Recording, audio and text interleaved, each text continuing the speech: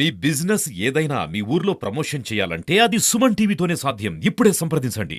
రాజకీయాలంటే అభివృద్ధి జరగాల, సంక్షేమం జరగాల, విద్య ఉద్యోగంతో పాటు ఉపాధి జరగాల, వసతుల కల్పన జరుగుతా పోతూ ఆస్తుల కల్పన కూడా జరగాల, శాంతి భద్రతలు పెరగాల, పరిశ్రమలు రావాల.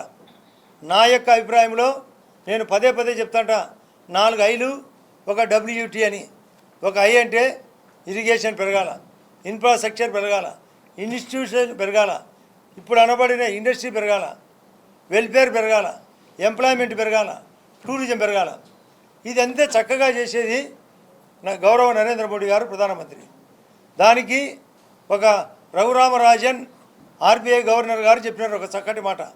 ఎవరైతే విదేశాలతో సఖ్యతగా ఉంటారో, ఎవరైతే శాంతి భద్రతను కాపాడతారో, టెర్రరిజాన్ని నక్సలిజాన్ని కంట్రోల్ చేసి, ఎవరైతే వసతుల కల్పన చేసి ఆస్తులను పెంచుతారో, ఎవరైతే GDP పెంచి ద్రవ్యోల్బణం తగ్గిస్తారో అతనే సరైన నాయకుడు. ఆ నాయకుడు ఎవరంటే మోడీ అని రఘురామరాజన్ గారు ఎప్పుడో చెప్పినాడు. దాన్ని దృష్టిలో పెట్టుకొనే దేశమంతా ట్రాన్స్పోర్ట్ పెరిగింది, నేషనల్ లెవెల్ పెరిగినాయి. మన కడపలో కూడా గమనించుకోండి. కమ్యూనికేషన్ పెరిగింది, జలజీవన్ మిషన్ పేరుతో వాటర్ పెరిగింది, PMAY 1 and 2 పేరుతో హౌసింగ్ పెరిగింది, ఉజ్వల స్కీమ్తో గ్యాస్ పెరిగింది. ఎక్కడ చూసినా ఇండస్ట్రీ రాయితీలు పెరిగినాయి.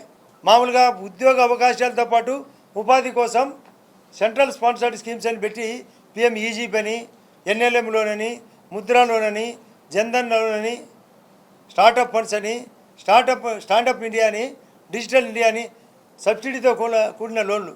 అది ఒకవైపు. కరెంటు ఇంతవరకు 4,50,000 మెగావాట్లు ఉంటే ఈ భారతదేశంలో 5 లక్షల యూనిట్లు పెంచారు. కాబట్టి ఇవన్నీ ఆలోచన చేస్తే మన యొక్క మోడీ గారు విశ్వ గురువు అయినాడు. విశ్వకర్మ అనే పథకం కూడా పెట్టాడు. అది రఘురామరాజన్ గారు చెప్పిన పద్ధతిలో కూడా ఆయనే ఇంతవరకు మన్మోహన్ సింగ్ కంటే పరిపాలన బాగా చేసినవాడు.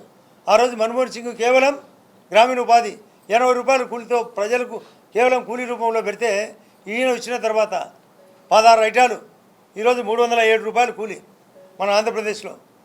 ప్రతి 307 రూపాయలు బయటకు పోతే, అంటే కూలీకి బయటకు పోతే 204 రూపాయలు గ్రామ అభివృద్ధికి వాడచ్చు. అంటే 3,07,00,000 బయటకు పోతే 2,04,00,000 గ్రామ అభివృద్ధికి 16 ఐటాలకు వాడుకోవచ్చు. అది ఒకవైపు జరుగుతుంది. ఇక్కడ ఆంధ్రప్రదేశ్లో పోలవరానికి కేంద్రం డబ్బులు, అమరావతికి, రైల్వే జోన్కు, వైజాగ్ స్టీల్ ఫ్యాక్టరీకి, మన కొప్పర్తికి, మన యొక్క ఓర్వకలుకు, మనకు నేషనల్ వేలకు, మన ఇండ్లకు, మన జలజీవన మిషన్లకు, పట్టణాలకు అమృత పథకం పేరుతో, అదే కాకుండా JSW సిమెంట్ స్టీల్ ఫ్యాక్టరీ కూడా క్లియరెన్స్ ఇచ్చాడు గౌరవ ముఖ్యమంత్రి గారు. టూరిజానికి జమ్మలమడుగులో టూరిజానికి 80 కోట్లు శాసకీయ ఫండ్స్ కూడా వచ్చినాయి. ఇది అభివృద్ధి విషయం. నేను మళ్ళీ ఫ్యాక్టరీల విషయానికి వచ్చినప్పుడు, ఈ ఫ్యాక్టరీల వాళ్ళు ఇష్టం వచ్చినట్టు వైఎస్ఆర్ పార్టీ వాళ్ళకు లొంగబడినారు. మాతో ఎన్నో చెప్పినారు, లేదు మేము బ్యాలెన్స్ చేస్తాం, మీ స్థానికులకు, మీ కార్యకర్తలకు, మీ వాళ్ళకు అభిమానులకు ట్రాన్స్పోర్ట్ ఇస్తామన్నారు. ఒక దిక్కు ట్రాన్స్పోర్ట్తో పాటు మెటీరియల్ సప్లై ఇస్తామన్నారు, ఉద్యోగస్తులకు జీతాలు పెంచుతామన్నారు, రేట్లు పెంచుతామన్నారు, ఎడ్యుకేషన్ పెంచుతామన్నారు, హెల్త్ పెంచుతామన్నారు. CSR కాలం కూడా మోసం చేస్తున్నారు. ఏమన్నా అడిగితే నేను దుష్టపన్నాగముతో చేసిన దుష్ట చర్యలను ఖండించడమే నేరమా? అది నా జులుమా? మొన్న అదానిదంట, ప్లయాస్ అంట, రమ్మనండి ఒక్కొక్కటే. నేను పై అధికారులను, స్టేట్ పై అధికారులను, జిల్లా అధికారులను డిమాండ్ చేస్తున్నా. నాది తప్పైతే నేను రాజకీయాలు సాధించుకుంటా. ఫ్యాక్టరీ వాళ్ళది తప్పైతే ఏం చర్యలు తీసుకుంటారో అధికారులు నిర్ణయించాలా. జిల్లా కలెక్టరు, జిల్లా SP, నేను నాది పైన ఎంక్వైరీ. వెల్కమ్, ఎంక్వైరీ చేసి మా తప్పుంటే నా మీదనే కేసు పెట్టమని అడుగుతున్నా, మా వాళ్ళ మీద కేసు పెట్టమని అడుగుతున్నా.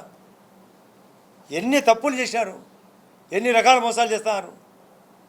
తప్పులు ఎన్నువారు తమ తప్పులు ఎరగరు అన్నట్టు. వీళ్ళు ప్లాంట్లో ఉండే హెడ్స్, ఇక్కడ వాళ్ళు మాది ఏనో మద్రాస్ అంటారు, మళ్ళీ మేము అల్ట్రాటెక్ అంటారు. అల్ట్రాటెక్ అనే అతను వసంతరావు నా దగ్గరికి వచ్చాడు. వాళ్ళ కంపెనీ వాళ్ళు రమేష్ అనే వైస్ ప్రెసిడెంట్ చెప్తాడు, మీకు అన్నీ 1 by 1 ప్రాసెస్ చేసి మీరు చెప్పబడిన వాళ్ళకు మీ వాళ్ళకి ఇస్తామని. ఒక్కటి వల్ల అన్ని వైఎస్ఆర్ పార్టీ వాళ్ళకే, పాత సుధీర్ రెడ్డికి, పాత MLC రామసుబ్బారెడ్డికి, అవినాష్ రెడ్డి చెప్పిన మనుషులకు మైసూరారెడ్డి తమ్ముడు రమణారెడ్డికి. వాళ్ళకే ఎన్ని పనులు? వాళ్ళకు బాకీదారులకు ఇప్పుడే చెప్తారు 7% పట్టుకొని కమిషన్ పట్టుకొని ఇస్తామని బెదిరిస్తారంట బాకీలకు. వాళ్ళని లొంగుబాటు చేసుకుంటున్నారు. ఈ యొక్క ప్రధానంగా ఇన్ని రకాలుగా మోసం చేసే ఈ యొక్క యాజమాన్యం ఎవరు చేసినా. అదే కాకుండా మీకు అందరికీ తెలుసో లేదో సిమెంట్ రేటు మన స్థానికంగా రేటు ఎక్కువ, మన యొక్క కడప జిల్లాలో రేటు ఎక్కువ, కడప పార్లమెంట్లో రేటు ఎక్కువ, ఎర్రగుంటలో రేటు ఎక్కువ, జమ్మలమడుగులో రేటు ఎక్కువ, పక్కన పోయి కర్నూలు జిల్లాలో తక్కువ, పక్కన అన్నమయ్య జిల్లాలో తక్కువ, హైదరాబాద్లో పోయి తక్కువ, మద్రాసు పోయి తక్కువ. ఎంత తక్కువ అని క్యాల్కులేట్ చేసే మినిమం 40 రూపాయలు రేటు తక్కువ. సిండికేట్ వినారంతా ఏమనంటే ఏదో వాళ్ళ విధి విధానం అంట. మా వాళ్ళు తిరగబడరా? ఈ వ్యవస్థ తిరగబడదా? ఎవడు వాడు ఎచ్చటి వాడని కొందరు ఎక్కడి నుంచో వచ్చి వెనకాల కథ నడుపుతారు. వాళ్లకు కథ నడిపే పప్పులేముడు కావు. బ్రిటిష్ వాళ్ళను పారదోలినట్టు వాళ్ళను కూడా పారదోలుతాం. ఎవరు ఇక్కడ ఎన్నాళ్ళు ఈ లోపల పని, ఈ లోపాయి గారి పని? మేము తీవ్రంగా ఖండిస్తానా?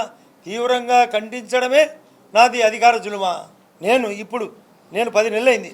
ఏమి ఇచ్చారో ఒకటి కనుక్కోవచ్చు మాకు, మా వర్గానికి, మా ప్రజలకు. నేను చెప్పిన వాళ్ళకు ఏది ఇవ్వరు. ఏమంటే జులం రాస్తే భయపడతారని. ఈ భయం నేను ఎన్నో ఒడిదుడుకులు ఎదుర్కొని వచ్చిన. వీళ్ళ తాటాకు చెప్పులకు ఏడెవరు భయపడేది? నేను తప్పు చేసింటే భయపడదు. నేను తప్పు చేయలే. అందుకే మళ్ళీ యంత్రాంగాన్ని అడుగుతానా, పై యంత్రాంగం కానీ జిల్లా యంత్రాంగం కానీ మీరు ఎంక్వైరీ చేసి కానీ మీరు కూడా ఎంక్వైరీ చేయొచ్చు ఎక్కడ తప్పు ఉందని. ఏ తప్పు ఉంటే తప్పు చేసిన వాళ్ళు ఖచ్చితంగా వాళ్ళకు శిక్ష పడాల్సిందే, హైట్ అనేది ఆపాల్సిందే. ఆర్టీఐ వాళ్ళను, ఆర్టీఓ ఆఫీస్ వాళ్ళను కూడా డిమాండ్ చేస్తానా, లోకల్ పోలీసులను డిమాండ్ చేస్తానా, మీరు కూడా స్ట్రిక్ట్గా అమలు చేయండి. మా తప్పుంటే మాది, వాళ్ళ తప్పుంటే వాళ్ళది. జిల్లా కలెక్టర్ గారిని కొడతానా, పైన సీఎం ఆఫీసులను కొడతానా, లేదా డీజీపీ ఆఫీసులను కొడతానా, చీఫ్ సెక్రటరీ ఆఫీసులను కొడతానా, మీరు ఎంక్వైరీ చేయండి. తప్పుంటే నాకు, మా వర్గానికి ఏ కేసులైనా పెట్టండి. కానీ తప్పు వాళ్ళది ఉంటే ఏమి చర్య తీసుకుంటారో మాకు ప్రెస్ ద్వారా తెలియాలి, ఓపెన్గా తెలియాలి. మా వర్గానికి, మా యొక్క ప్రజలకు సంబంధంగా ఉండేటివి ఖచ్చితంగా అమలు చేయాల్సిందే.